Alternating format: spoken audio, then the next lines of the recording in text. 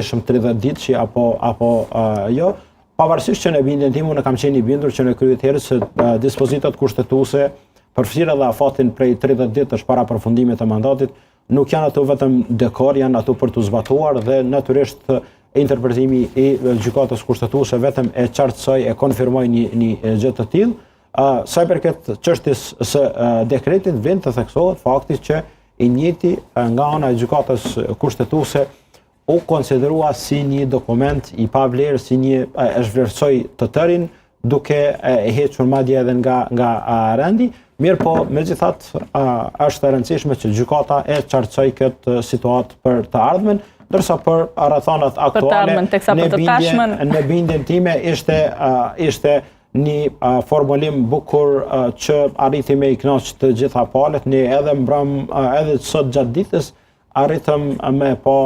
qasjen e gjitha palëve thuajse arritën me gjetë kushtimisht me thonë vetën ato çka në bindjen time vetëm flet që tashmë gradualisht po shkojmë drejt fushatës e cila fokusin besoj që do ta ketë